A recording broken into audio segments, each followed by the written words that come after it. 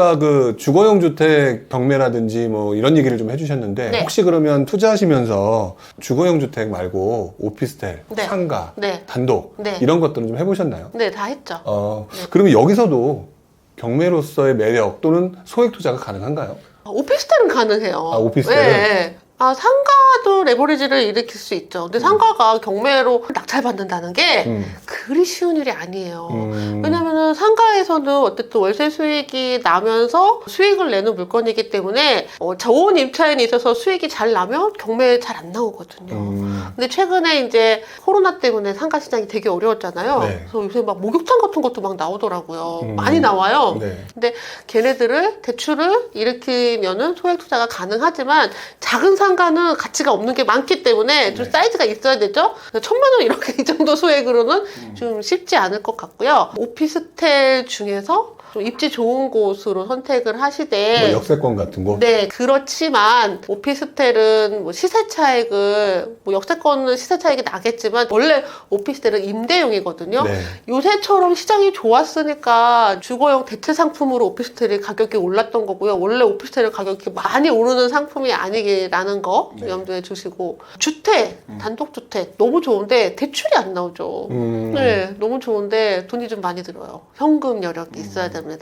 최근에는 단독주택을 이렇게 잘 리모델링을 해서 네. 임차인들 딱 세팅을 하면 전세가가 물건의 취득가보다 더 높은 그런 단독주택이 많아요. 네. 네. 소액으로는 힘들다. 소액으로는 그나마 오피스텔이 오피스텔 그 입지가 정도? 좋은 오피스텔이 더 훨씬 더 유리하니까 네. 그렇게 하거나 아니면 계속 얘기를 해주셨던 아파트나 빌라 네. 이쪽에서 조금 더 노리시는 게 조금 더 현명할 수는 있겠네요. 네, 내가 가진 자본의 한도 내에서 네. 하셔야 되니까요. 상가를 이런 분들이 하시면 잘하더라고요. 장사하시는 분들. 딱 보면은 여기 뭐 하면 좋겠다 이렇게 아시는데 최근에는 뭐 공유 주방이나 네. 뭐 이런 것들도 많잖아요. 근데 그것도 규모가 좀 있어야 되더라고요.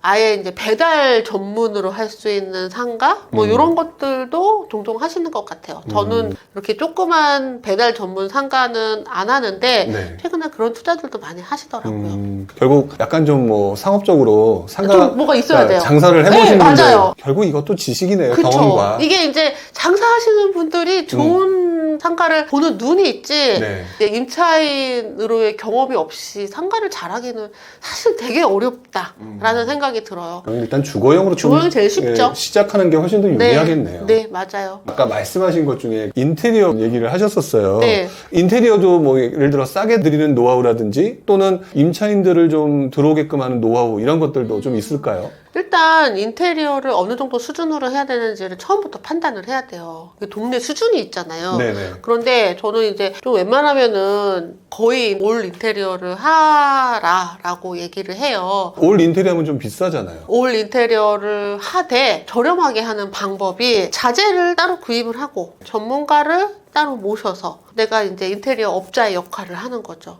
인테리어 하시는 대표님들이 하시는 일이 본인이 직접 막 도배하고 이러지 않잖아요. 네. 도배하시는 분 보시고 도배지 갖다 놓고 이렇게 해서 이제 일이 잘 되도록 조율을 하시는 게 그분들이 네. 하시는 일이니까 그분들이 받아가시는 만큼 세이프가 되는 거죠. 근데 처음에는 그게 되게 어려울 거예요. 안 해본 거라서. 그래서 처음 하시는 분들은 맡기시되 다 보셔야죠. 어떻게 하는지. 아, 일단 맡겨놓고 난 다음에 네, 보셔야죠. 돌아가는 상황을 다 보고 네, 어떻게 하는지 옆에서 배워야죠. 저도 처음에는 다 이제 맡겼었거든요. 네. 근데 보니까 어떻게 하는지 알 것 같아. 그래서 내가 직접 하니까 훨씬 세이브가 되는 거예요. 근데 보통은 인테리어 같은 경우에는 위에서 아래로 하고 천장부터 아래로 하고 지저분한 거 먼저 하고 뭐 이런 식으로 하거든요. 그리고 뭐 전체 올 리모델링을 한다 그러면은 철거부터 싹 다 드러내고서 흰 도화지에다 그림 그리듯이 위에서부터 아래로 하고 그리고 마지막에 조명으로 포인트를 주는 거예요. 조명이나 아니면은 수도꼭지 같은 거 있잖아요. 이런 거는 고급 브랜드로. 네. 그런 거를 합니다. 사실 이제 그런 디테일한 거를 임차인들이 좋아하시거든요.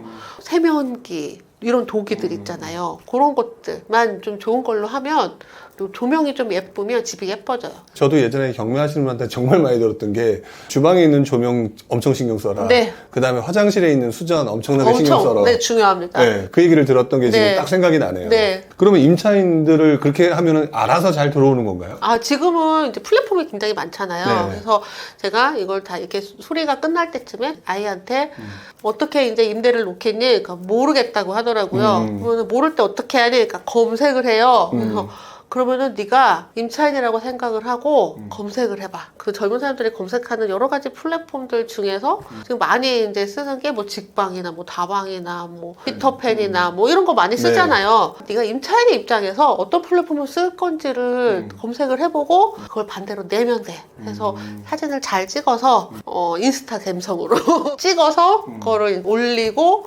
그러면 중개사분들도 그런 거 잘하시는 분들이 또 연락이 오죠.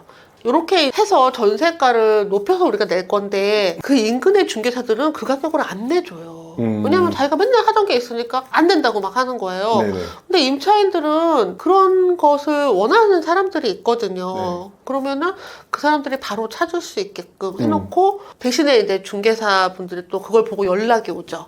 자기가 해보겠다. 그러면 그분한테 하시라고 하고 중개수수료는 들이대 임차인들 가서 보고 뭐 이런 서류 작업하는 것들을 하게끔 하는 거죠.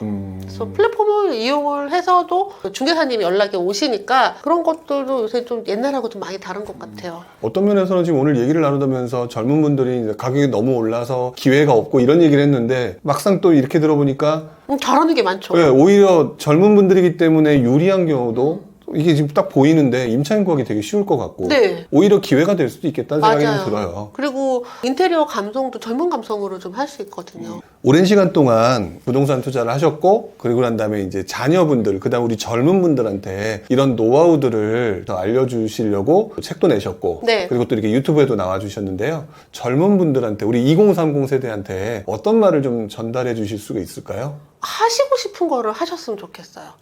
포기하지 마시고 뭐 때문에 그건 다 아무것도 중요하지 않아요. 그러니까 내가 뭘 하고 싶은지 내가 뭘 갖고 싶은지 어떤 사람이 되고 싶은지를 먼저 결정을 하고 그리고 나서 그 방법을 찾아서 가면 되거든요. 그래서 부동산 포기하시는 분들이 너무 많아서 제가 굉장히 안타까웠어요. 왜 포기를 해요? 얼마든지 시간을 가졌다는 거는 작은 물건을 가지고 얼마든지 불릴 수 있다는 거거든요. 네. 그래서 젊음이라는 대단한 무기를 가졌기 때문에 나 자신을 좀 믿고 좀 상황이 어려운 분들은 주위에서 야 네가 뭐 그런 거래 경매 아무나 하냐? 막 이런 말을 막 해요. 야 부동산 끝났어. 뭐 하던 일이나 해. 이런 소리 굉장히 많이 듣거든요. 거기에 흔들리지 마세요. 나를 믿어주고 나는 충분히 그렇게 내가 원하는 내가 될 수 있는 사람이다라는 걸 내가 나를 좀 믿어주고 그 길을 가셨으면 좋겠어요. 그래도 경험을 조금이라도 본 사람 입장에서는 기회는 항상 있다. 그리고 특히 가족이 말려요. 가족이? 처음에 시작할 때 가족이 말려요. 만약에 가족이 그걸 할 줄 알았으면 이미 어느 정도의 위치가 되어 있을 거 아니에요. 근데 그렇죠. 지금 어떤 상황이든 처음 시작을 한다는 건 내 주위에 그런 걸 하는 사람이 없다는 얘기거든요. 네. 그런데 저는 그럴 때 내가 나의 스스로의 완벽한 엄마가 되어줘요. 내가 나 스스로한테 넌 진짜 잘할 수 있어 현정아. 너는 끝내 네가 원하는 사람이 될 거야 라고 제가 저의 엄마가 돼서 얘기를 하는 거죠. 아무도 믿어주지 않을 때 내가 나를 응원해주는 완벽한 엄마가 되는 거예요. 마지막에 감명을 주는 이야기를 좀 해주셨는데요. 저도 역시 예전에 97년, 98년, 99년 요 당시에 이런 말을 해주시는 분이 내 옆에 있었더라면 얼마나 그쵸. 좋았을까. 네. 이런 생각을 지금 갑자기 순간적으로 좀 들었었거든요. 돈은 벌어야겠는데 무엇을 하지 못하는 이런 상황이 너무너무 힘들어가지고 그거 극복하느냐고 되게 힘들었다라는 생각이 드는데 지금 말씀해 주신 것처럼 본인이 스스로 다시 한번 다짐을 하시면서 노력을 하신다면 앞으로 좀 더 좋은 기회가 있을 거라는 생각이 들고요. 그 과정에서 엄마가 해주신 말씀, 이 책 한번 읽어보시고 여러분들한테 그 투자에 좋은 팁 그런 것들을 좀 얻어주셨으면 좋겠다 이런 생각을 좀 해보게 됩니다. 자, 오늘 이렇게 해서 긴 시간 동안 저랑 얘기를 나눠주셨는데요. 오늘 얘기를 나누다 보니까 앞으로 이런 얘기를 좀 자주 모셔서 이야기를 좀 많이 나눴으면 좋겠다. 자주 불러주세요. 네, 그런 생각을 좀 했어요. 시청자 여러분께 있는 자리에서 다음에도 제가 오신다면 그럼요. 네, 언제든지 좀 나와주셔서 부장님하고 얘기하니까 너무 재밌어요. 그랬나요? 네. 네. 나와주신다면 다시 한번 감사드리겠고요. 오늘 영상 마지막 그 뒤편에다가는 우리 이현정님이 계신 곳, 그 다음에 카페, 그 다음에 책 이런 거 관련돼서 정보를 올려드릴 테니까 여러분들이 조금 도움이 되셨으면 좋겠다는 생각을 좀 해봅니다. 자, 오늘 이렇게 해서 불용의 부지런 TV 경매의 달인 이영정님을 모셔서 얘기를 나눠봤는데요. 앞으로도 여러분들한테 도움이 되는 방송이 진행될 수 있도록 노력해보도록 하겠습니다. 오늘 나와주셔서 감사드립니다. 감사합니다. 네, 고맙습니다.